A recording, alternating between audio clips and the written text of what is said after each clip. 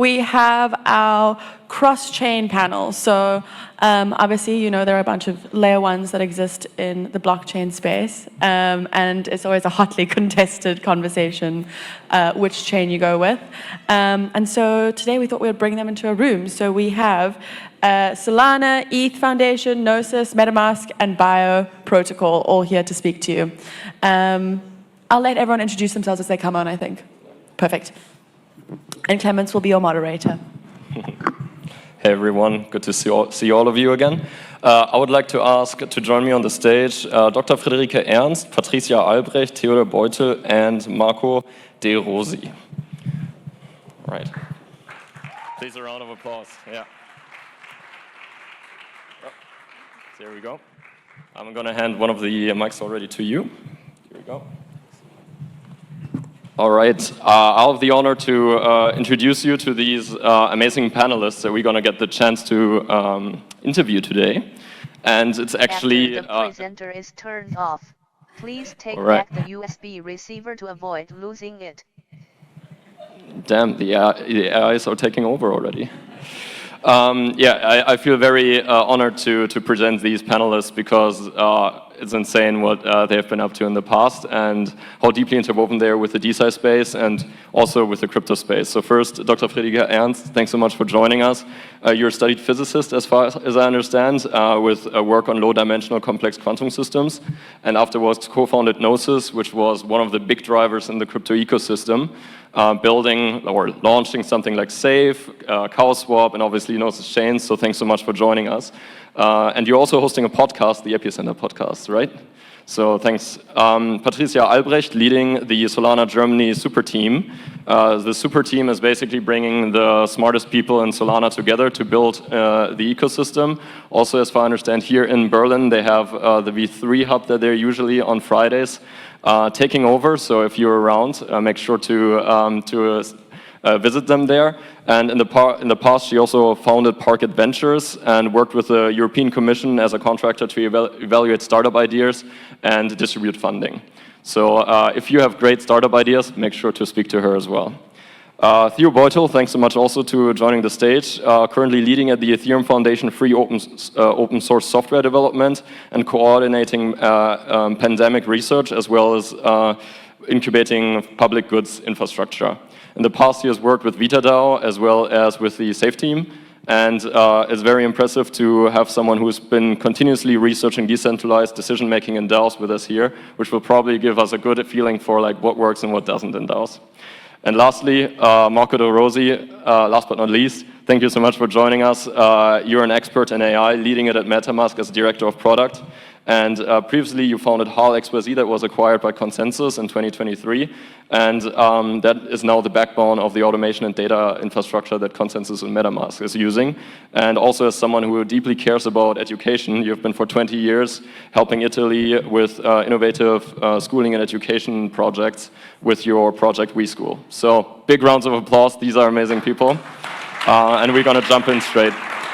So, all right, first question, and I think that is something that likes to get forgotten, but is like, why actually bring science on chain? Like, why are we all here? Why do we think this infrastructure is relevant? And I would like to start with you, Friederike. You have the bridge between the sciences and the blockchain. Why do you think this is important? Yeah, absolutely.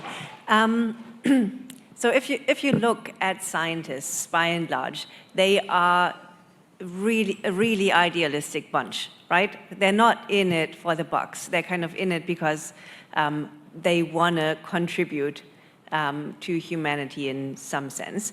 And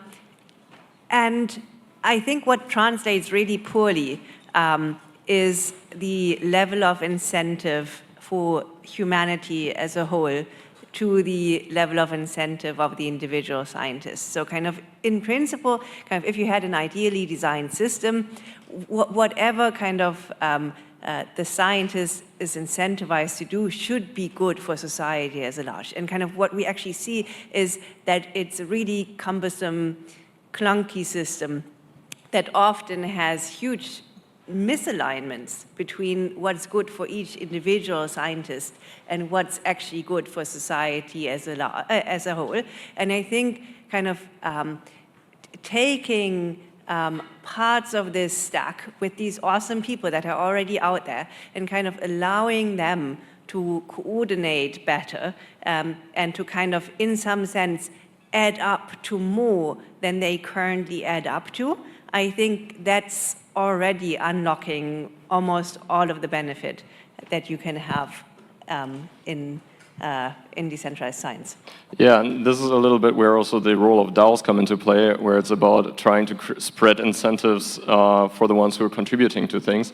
Theo, having worked so much on the design of DAOs and the incentive structures, like what is your experience there, where like the on-chain aspects actually make a difference? Yeah, I think we are at a time where we still see lots of experimentation and exploration of various primitives and designs. Many of them are not great. Some of them are even worse than the status quo, but it is important to question the status quo. And I think some useful avenues is certainly the incentive design, which Friederike also mentioned. We have the opportunity to create sort of a neutral base layer for coordination and game theoretical incentive design, which is not subject to these monopolies or hidden structures that have been coming into place in academia over many, many years. I think it used to be more decentralized back in the days, and we have a chance to go back to the roots and reconsider the design goals of these institutions that we design, because I think for me blockchain is really an institutional technology. And with DAOs specifically, I like the idea of having like subsidiarity, where you have local communities who design systems that cater to their local needs, empower scientists to take control of their own work and influence locally what they want to have an impact on. And yeah, I would also, when we talk about bringing DeSci on-chain or science on-chain, I think this is also a question that must be asked, whether that actually has a meaningful impact on the problem you're trying to solve. So not everything needs to be on-chain, actually. Maybe personal data shouldn't be on-chain in many cases. Also, what part of this ecosystem we are in is solving an actual problem? Is it the tokens? In many cases, they're making things worse. Maybe is it ZK and sort of encryption that could also serve a distinct purpose? But I think going back to the drawing board, asking, questioning the status quo and going back to the design of these institutions is valuable, but without falling into the trap of having this hammer looking for nails when we see solutionism so often in our space. Have you seen some projects that you think doing a really good job already? Like that you're excited about?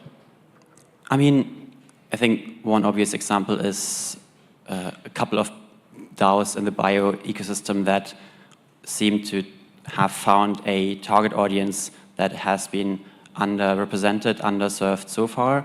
Sort of VitaDAO tackling the longevity community, which the traditional communities in science, in public health, were looking at, from a skeptical point of view. So creating a safe space for communities that are not accepted in mainstream research. That is one avenue. Also, communities that are not a viable market to corporations, like rare diseases. I think this is also super interesting. And beyond that, I think one point I would also like to make is that we don't know which primitives work, but the exploration and experimentation is good. So just alone the fact that we give space to people, coordinate and connect people is worthwhile, even though the outputs may be inferior. But there are lots of well-intentioned scientists in academia who lose hope because they are subject to fundamental forces that are not under their control. And connecting these people who really want to change the world for the better, that alone is worthwhile doing. Well, Patricia, in the Solana ecosystem, which is also kind of having a nascent DeSci time right now, do you see any interesting projects that you're excited about? So maybe let me first start by explaining what Superteam is, because I'm not sure everyone knows to what extent we are, what the relationship is with Solana. So I used to work in Polkadot, and when I came to Solana, it was very, very special the way they do ecosystem building. And the way Solana builds ecosystems and organizes communities is through super teams. And that's, by now, something that's actually getting copied by other chains around the world. But this far, super teams are country-wide organizations, almost DAOs. We have a couple of community members here. I see one in the back. Hi, Lucas. This is the way we organize the ecosystem. So we have developers, we have founders, we have creatives that are part of, for example, the German super team, which is what I lead. And then we have this equivalent in now over 20 countries worldwide. So if you are a founder and you're building on Solana, the very, very first step would be to go to your local super team and see what kind of support you can get, right? And there's so much when it comes to capital, when it comes to education, when it comes to network and distribution. Imagine you want to launch in almost any other country in the world. Their local super team is, for me, one message away, right? And I'm happy to tell you more about this, but this is basically one of the secret superpowers, not so secret actually, one of the superpowers of Solana, that they have this amazingly structured organization in super teams.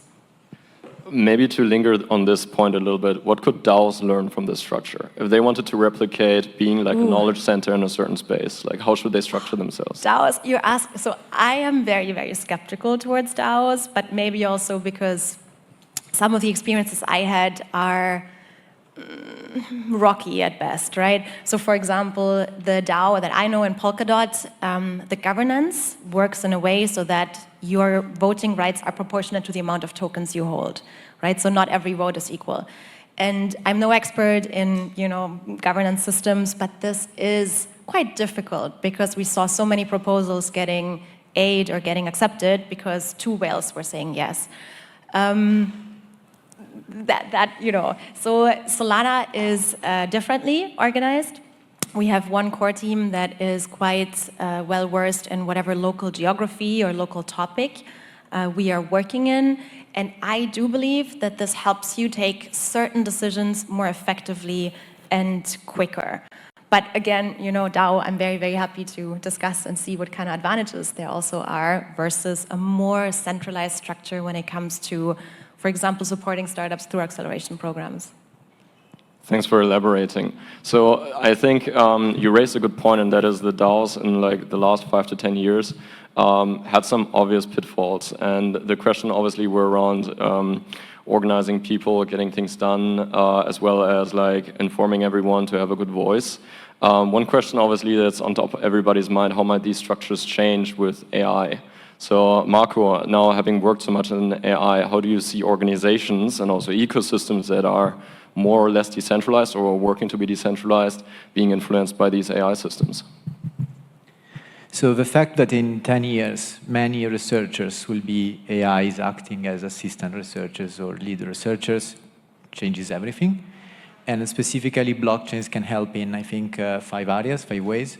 The first is discovery. So blockchains are great to create shared consensus, and so you can use them as entry points. List me all the problems, list me all the researchers, list me the data set. So you can really have, through smart contracts, ways to solve the problem of a very scattered research ecosystem right now that is historically derived from the academic system, of course. The second is the definability. So you need to define problems, and right now we are not doing that in a structured way. So which problem is a subset of another problem, for example? And so the fact of having AI agents to the table will force us to start structuring by far more than when we are whatever we are doing, which data set, which problems, which researcher. Structured data, I mean literally with JSON, with XML, literally. The third area is the reproducibility. So we know that this is a strong issue because the 70% we read percentage everywhere, I don't know which one is reliable, of experiments are not really doable. And so you can't, as a researcher, leverage from that to improve research. How can blockchain, and actually crypto in general, not blockchain specifically, help? Of course, saving on blockchains the commitment to the data set that you are using. Many are discussing this. But also with hardware security mechanism. We talk a lot in crypto about trusted execution environment, TEs, which are, if you're not familiar with that, the idea of having your chip that sign the output that you're, the output of a computation. So instead of zero knowledge proof, where you are proving the correctness of a computation, you are just proving that that chip has done the computation. And so if you trust the hardware producer, you can be fine. This is great for science because it means that everything in a lab that has a digital output could start signing the output. And the commitment can be posted on chain. So this is great. The fourth area is privacy. So homomorphic encryption will enable. Homomorphic encryption has a lot yet of technical difficulties. It's not here yet completely, but it has improved a lot in the last 5 years. And it's the idea of doing computation around data that remain encrypted. This changes completely medicine because, as you know, in medicine, the problem is collecting the data. People don't want to share their data. You need agreement to do that depending on the system. If you're in the US, it's slightly easier. In Europe, it's very difficult. With homomorphic encryption, you can just keep the data encrypted. So I can calculate the average of the height of the people in this room without having the decrypted height of each of you, just knowing the encrypted height. And finally, the fifth area is incentives. We have talked also today and in this conference in general a lot about funding mechanism, which could be programmable, with matching, which are transparent, and we have already discussed that a lot, but also incentive in the sense of giving money in the chain of value to the agent supporting the research process itself. So Coinbase just launched X402, which is a payment system for agents. Projects like Virtuals are creating protocols for agents to assign tasks. And so in general, and this can be multi-hop, so I can assign you to do something and you can reassign that to somebody else. So we really have a programmable system of incentive to facilitate the entire ecosystem. So in a nutshell, I'm very excited. We will have more brains, better brains, more money. So it's, I think we should build here, also because if you're not at the table, you are in the menu. So that's it. You touched upon a lot of amazing Legos that are being developed there that can be used in scientific research, in aggregating data. You talked about like homomorphic encryption, and zero knowledge proofs have been also already mentioned. Friederike, as like someone who is leading Gnosis Chain, a chain that is obviously trying to capture in the future also the interest and of many of these applications that are being built. How are you thinking about these Legos? Which are you most interested in and also see like most helpful for scientists in the future? That's an excellent question, because I do actually see them as Legos, right? So kind of, I think, in a way, talking about the tooling first is not doing us any favors. So kind of, in a way, I think people who are building these sorts of applications, they have to ask themselves, what's the problem they're tackling, and not just how can they make an individual scientist's life easier, but also kind of change the way that science is viewed in that respect. Because individual scientists don't make the rules, right? Kind of like you're kind of a small cogwheel in a larger machine.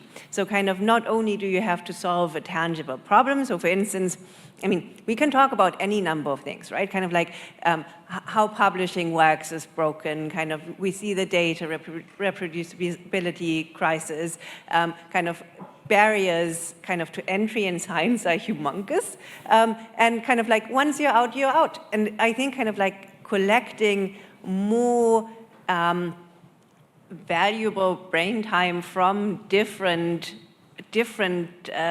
individuals who've kind of embarked on different paths is super valuable. In a way, kind of science currently precludes that from happening. So kind of, I think we have all of the Legos. So I think in principle, the Legos are out there. Now kind of it's on us to actually build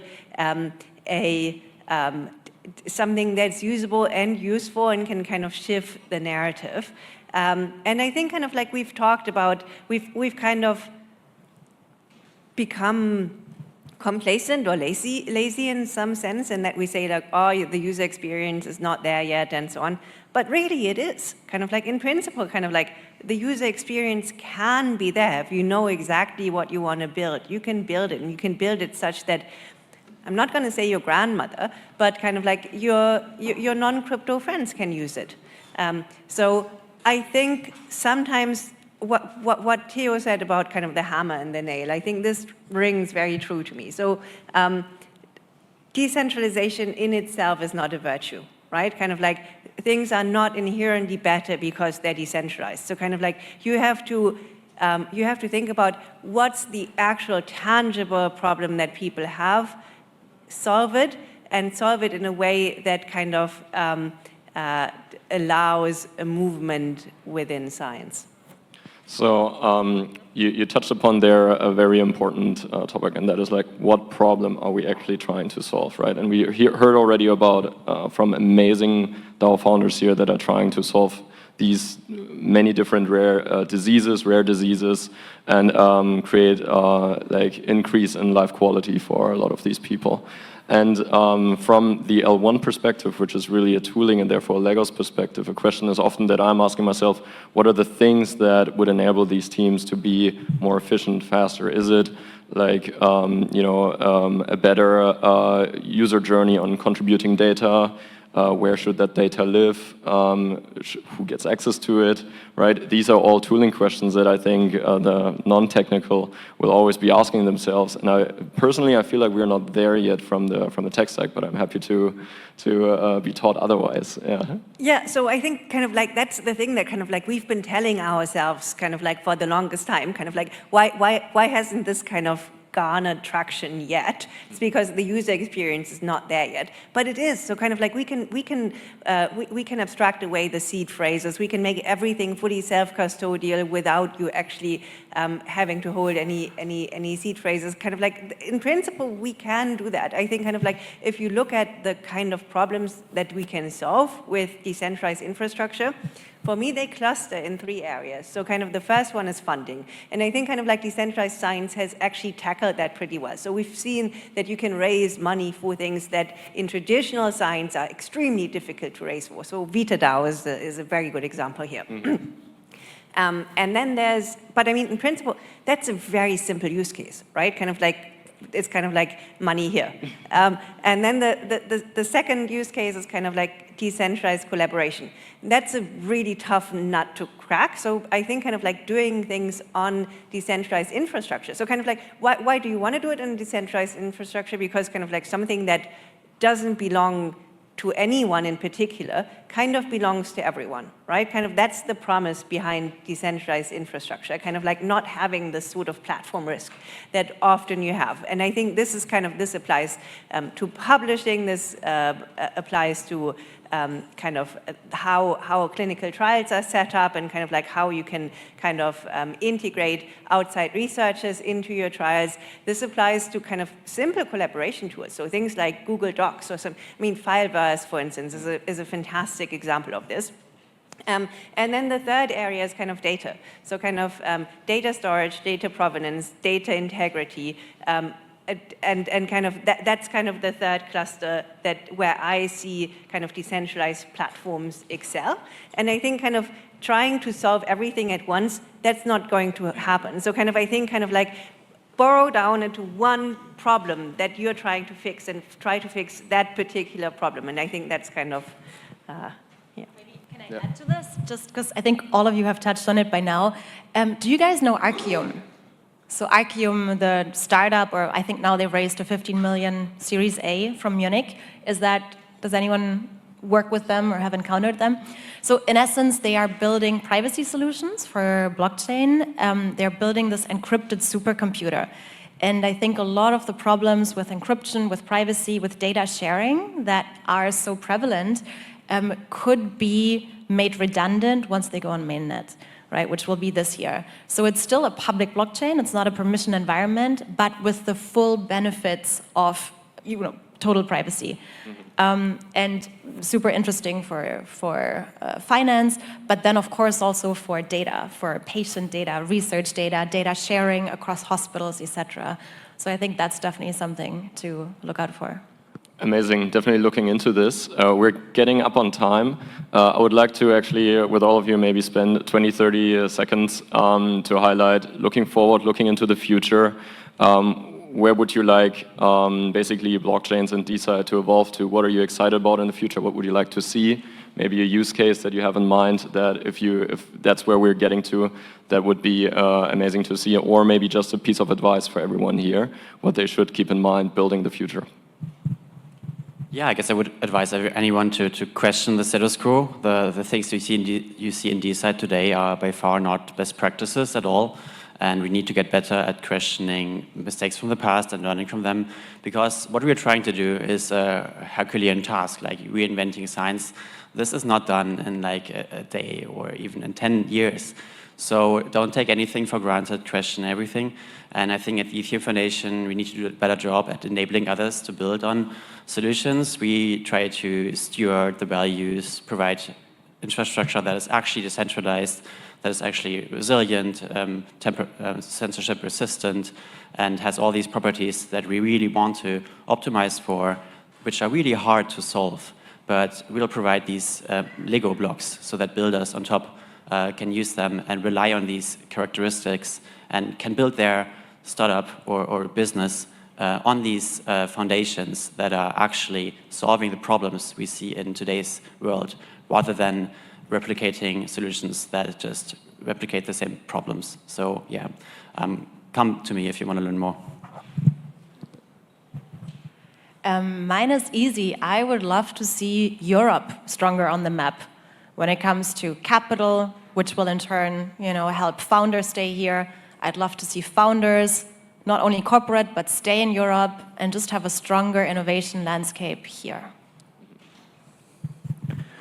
What I care most about is bringing more people on board, is UX, because I'm not sure we are ready yet for my parents or grandparents.